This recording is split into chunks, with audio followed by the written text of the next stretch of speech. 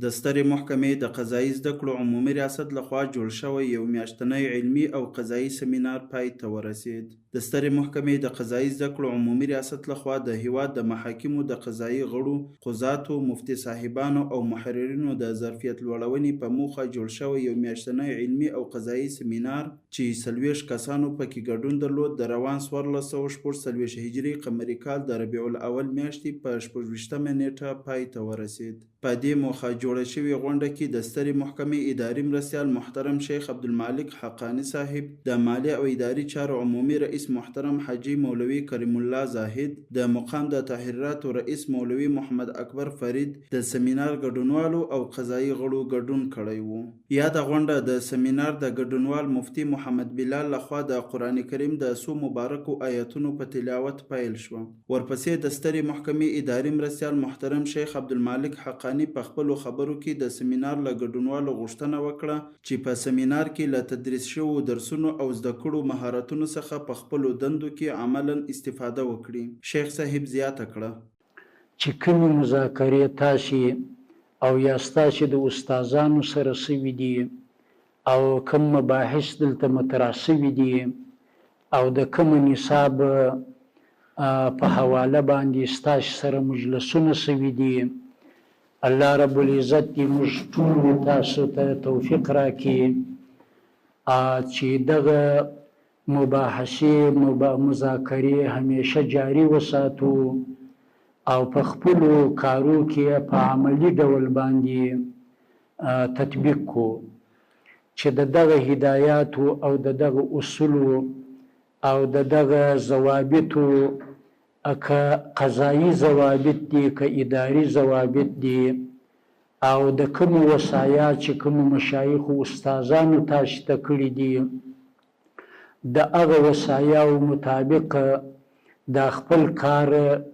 عملاً جاري وساتو. الله رب العزت دې تاسو ته ټولو ته د دنیا او د آخرت یو ذریعه او توشه وګرځوي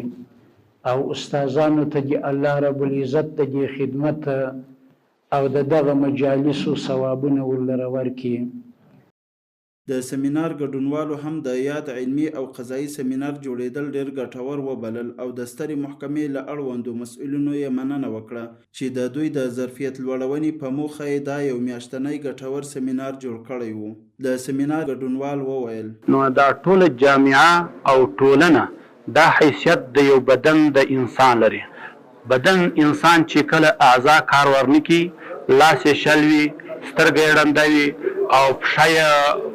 ماته وي، نو د انسان صحیح خپل امورات نشي اجرا کولی. نو یو ټولنه چې د کومو افرادو څخه تشکیل سوي او د هغو څخه جوړه سوي وي، نو هغه افراد دپاره پکار ده چې هغه افراد قوي افراد وي په هره معنا، هم په هغه تقوا کې او په عمل کې او هم ظاهري کوم امور چې ضرورت انسان لري په هغه خپل کار کې هغه باید سره کامل استعداد ولري. الحمدلله د استادانو موږ ته په یوه میاشت سمینار کې چې څومره مشفقانه یې موږ سره هغه خدمت کړی دی او موږ ته یې کومه ښوونه کړې، موږ دا امید لرو الله ته چې موږ به آینده کې د خپل کارونه ډېر ښه او په صحیح طریقه پر مخ باندې بوځو. سمینار 30 روزه که در ریاست تعلیمات قضایی ستره محکمه ترتیب گردیده بود، بسیار یک سمینار موفق، بسیار یک سمینار نتیجه بخش که استادای با تجربه، استادای مهربان که بسیار یک راهنمایی زیبایی داشتن، بسیار یک استفاده خوب شد. همچنین سمینارها و همچنین تعلیمات می تواند که ادارات را رشد بدهد، کارمندان را رشد بدهد، بالخصوص قضات، مفتیین و محررین محاکم را زیادتر رشد بدهد و می تواند که این موقع خوب است در آینده ها ترتیب بگرده و دیگر برادرها و دیگر قاضی صاحب‌ها و دیگر کارمندای محاکم خواسته شود همچون سمینارها ترتیب بگرده، بسیار مفید و مستفید می باشد. الحمدلله په دغه 10 ورځني سمینار کې د مشفق او مهربان استادانو دغه الحمدلله موږ ډېر څه هغه څه زده کړل چې مخکې یعنې موږ باندې مهارت موافق نه وو او زموږ د مجرب استادانو دغه چې ډېر مشفق او مهربانه وو. په دې 10 ورځني سمینار کې الحمدلله موږ ډېر لاسته راوړنې لرو او ډېر څه مو د ډېر څه څخه مستفید شوي یو. موږ ډېره مننه کوو د ټولو استادانو سره، خصوصا د دې سیمینار د استادانو سره، د ټولو مشرانو سره د سترې محکمې هغه موږ ته دا اسباب را برابر کړي. په دې سیمینار کې موږ بې انتها ډېره زیاته ګټه حاصل کړه. او انشاءالله د استادانو د منشا مطابق به مخته موږ پر دې باندې نور مهنت کوو، حقدارو ته به خپل حق رسو او د خپل په سلسلو کې به انشاءالله مهنت جاري ساتو. یاد سیمینار ګډونوالو ته د تصدیق پاڼو له ویشلو وروسته په دعا پای ته ورسید.